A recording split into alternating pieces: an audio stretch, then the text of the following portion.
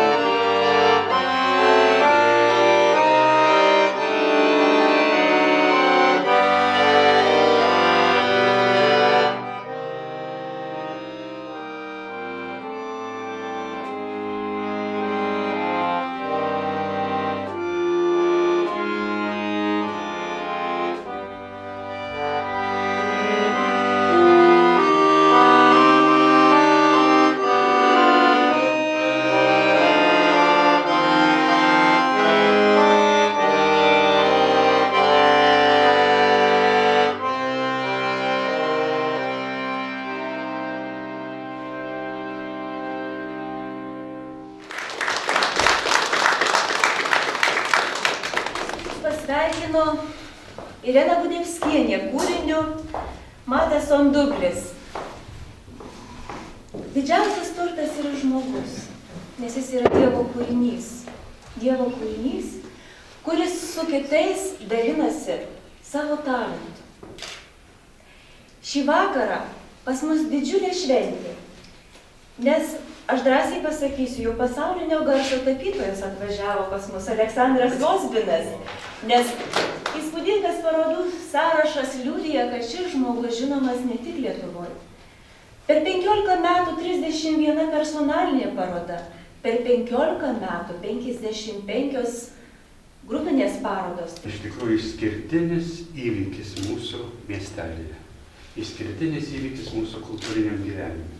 Iš tikrųjų, Linutė sakė tą parodų sąrašą, pirmiausia, tai skaičiai, o antras dalykas geografija, aš jau nežinau, turbūt Europa visa pažįsta Aleksandrą, plus tai, kad jis yra ne tik tapytojas. Aleksandras galėtų tą pačią dieną nebepasiruošimą į bet kokią gimnaziją, dėstytojų, istorijos dėstytojų, dirbti bet kur politologo aukščiausiam lygmenį, nes atsimenu nuo pat senų laikų, Aleksandras be laikraščio nelabai įsivaizduodavau, iš tikrųjų žinių bagažas labai didelis. Aš manau, kad Aleksandras įeis gal į pasaulinę tapybą, bet į Lietuvos meno istorijos vadovėlį tai tikrai bus įtrauktas. Nežinau, kaip pavadins meno kritikai jo stilių, gal tai kažkoks tai filosofinis sarkazmas, gal kažkoks tai dramatinis ekspresionizmas, nežinau kas, bet kad jis vadovėliuose bus, tai tikrai. Taip, kad turim galimybę susipažinti su gyvuoju klasiku.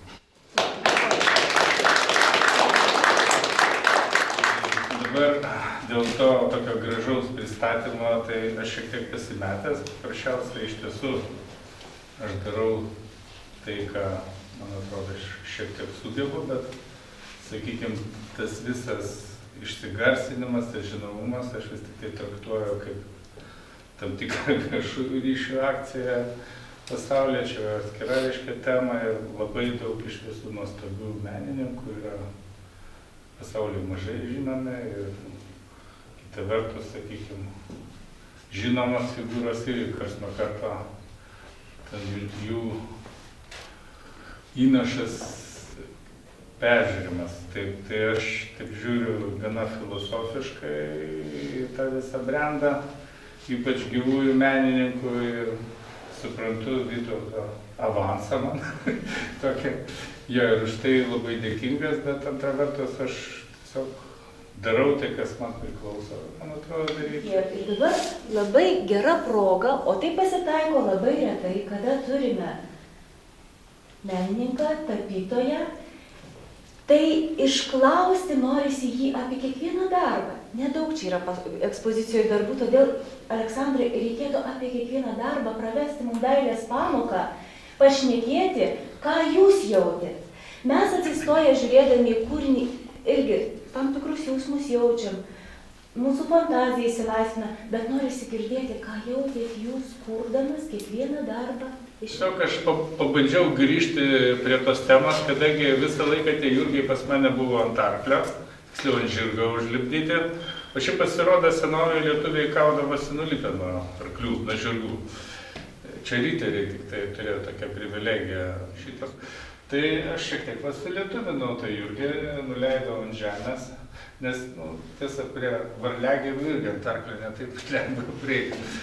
Tai, bet aš supratau, kad gal su dūmais ar su malda viskas kartu atsiranda tam tikras ryšys tarp žemės ir to, kas yra šiek tiek aukščiau. Yra tas šventųjų bendravimas, ar ne, tas tikėjimo postulatas, ar ne, kad tikiu į Dievo Tėvą ir šventųjų bendravimą, aš visko nepasakosiu, kad ten reikia tikėti, bet visi žinom.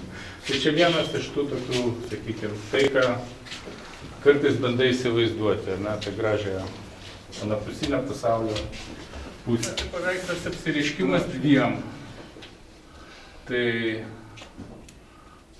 paprastai, sakykime, regėjimai mistiniai ar ten tikrieji aplanko vieną personą, bet aš čia pabandžiau padaryti tokį dviejų žmonių bendrumo kažkokią tokią metaforą. Kiek čia pavyko, nežinau.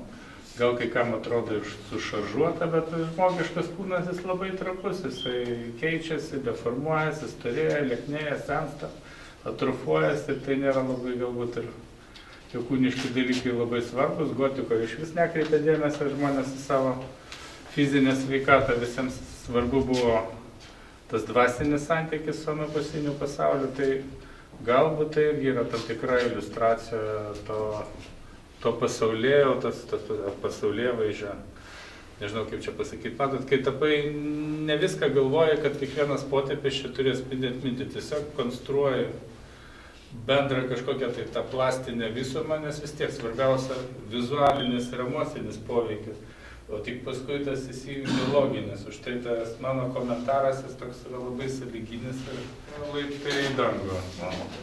Turbūt kiekviena bažnyčia, tai maldos namai, tai yra tam tikri laiptai, kur žmogus su savo siela, su savo mintimis kažkur tai pakyla aukščiau kasdienybės ir kam aišku kaip išeina, su kuo bendravo, bet vis tiek tai yra būdas šiek tiek pakylėti ir galbūt pagalvoti apie tos dalykus, kurie mes, taip sakant, kurių gal kaip kasdienį gyvenime nelabai apie tai dažnai galvojam. Grįžtant prie tos temos, tai angelas tai nėra kažkoks konkretus kūnas, tai yra žinia. Iš esmės tam tikra gera žinia. Va. Tai ten tie sparnai šiaip sau, kaip indienų plunksna. Ja. Nežinau, tai visada sunku, gali tik tai paliudyti kažkokius bandymus, atsiskleimą, ne visi menininkai linkę dalytis, kiti. Čia turbūt ta tema, kuri visiems žinoma, čia kažkaip sunku ir komentuoti. Man atrodo, kad čia vis tik tai yra tos kančios daug. Kiek man čia O kančia tai visada yra šiek tiek sukrečianti. Ir aš nežinau, kiek tas dalykas plastiškai gali būti malonus ar įdomus. Nu, man rūpėjo galbūt šiek tiek tą spalvinę dramą perteikti. Na, čia elementas, sakykime, turbūt gotikai labai visiems pažįstamas, chrestomatinis.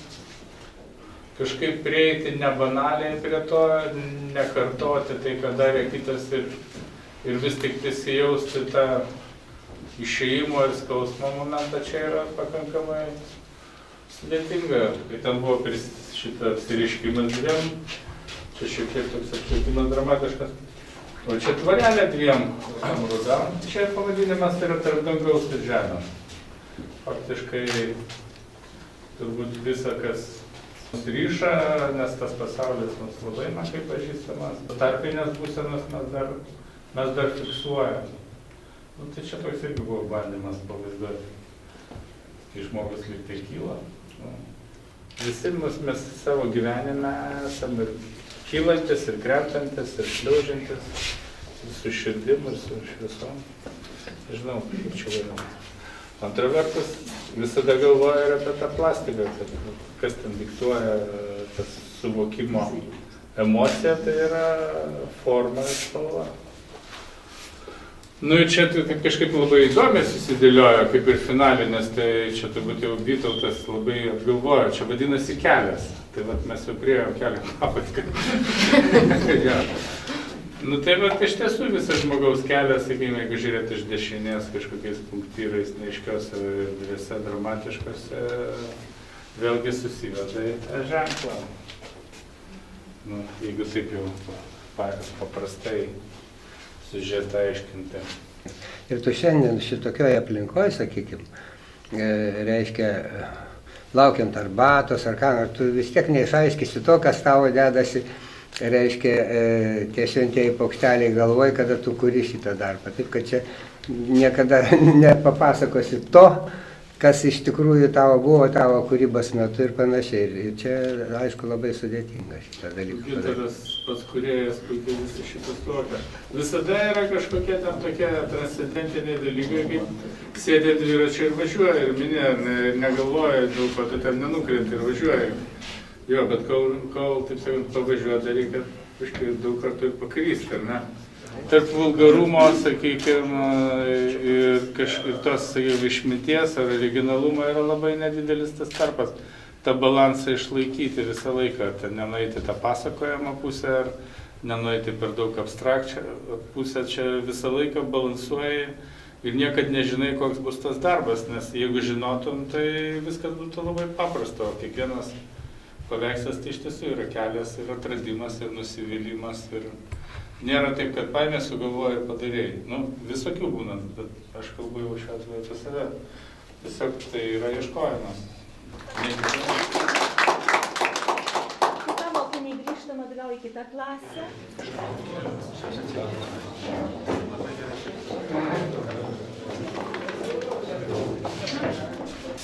Mes esame maža kuopelė iš Druskininkų, bet labai dideli Aleksandro gerbėjai. Mes jį gerbiam kaip kūrybingą žmogų, kaip laisvą žmogų, kurio pagrindas yra tikrai istorija, praeitis, visų žmonių gyvenimai, karai, pergalės, nesėkmės. Ir jis tą viską žino, jis tą viską moka papasakoti, parodyti savo darbuose, įamžinti, bet mes žinom, kad už Aleksandro yra 7 dangai į tą aukščiausią dangų. Ir šiandien mes matėm tavo darbuose. Labai, labai ačiū. O parašėm čia ant atviruko, šventas Aleksandrai, gelbėk mūsų sielą. Išskirtinis ir tuo, kad nesumaišysi jo darbų su nieko kitu. Tai iš tikrųjų būna kitą sykį sunku atpažinti menininką, jeigu nesi jau labai toks dažnas lankytojas parodų salių. O vat Aleksandro kažkaip neišeina su nieko sumaišyti. Tai jūs tas išskirtinis stilius iš tikrųjų verčia pačius gražiausius žodžius jums ir jūsų kūrybai tarti. Šalia Aleksandro yra jo žmona Diana. Na, Labai trumpai, iš tikrųjų iš vienos pusės, kaip ir mūsų, visi sako, va gal čia tave tapo, gal tu čia, bet iš tikrųjų menininkas, tai aš manau, kad pas jį tikrai labai daug mūsų ir neaišku, kelintus gyvenimai gyvenė ir kiek ten tų mūsų buvo. Bet kai kasdieną susiduri, tai mes ir šiandien automobiliu važiavom ir sakom, jau 25 metai, jau gal laikas skirti. Tiek laiko kažkaip, tai visko būna ir viską, bet tik tiek, kad tikrai su Aleksandru, kaip sakyt, nėra galbūt lengvas būdas. Menininkai visi yra egocentriški, bet su juo visada yra įdomu. Kaip ten bebūtų, tai iš tikrųjų yra ir apie ką pakalbėti, ir pasiklausyti, bet irgi eruditas yra didelis žmogus, tai tiesiog... Paskaitas kasdien. Tai gal dar nesiskirstim, dar kažkaip pagyvensim.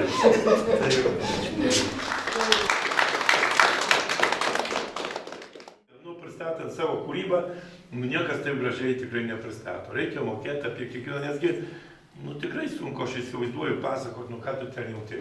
Bet mes vien tik peržiūrdami, dabar Aiste Aleksandrai, ne tik jūsų parodas, šičia parodas lanko labai daug kas. Labai gera erdvė, nes rūmus labai daug kas lanko. Regioninį parką, lankytojų centrą ir be abejo bus ir parodoj.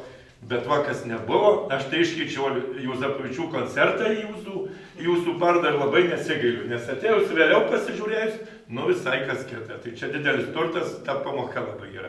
Tai buvo labai aukštos materijos, o aš Aleksandrui, mano dovanukė, tai yra labai žemiška, dzūkiška. Žinau, kad jums Dzūkija nesvetima, tai va čia. Labai ačiū, malonu.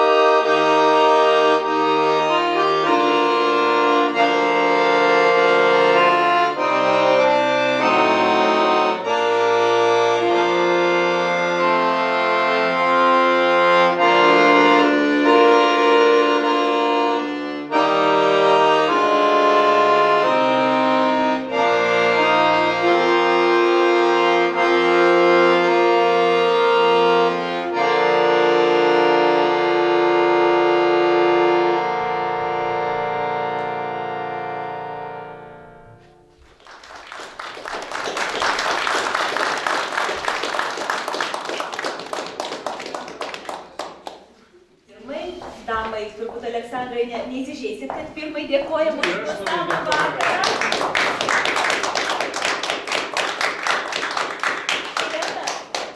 Mums padovanojo klasikinės akordeono muzikos pamoką labai seniai dar, Veisiejų Švento Jurgio bažnyčioje. Tai iš tikrųjų mūsų muzikos mokytojų ir suaugusių. Ačiū tau už visus tavo gražius darbus ir už tavo mokinius, kurie jau garsina Veisiejus net Italijoje.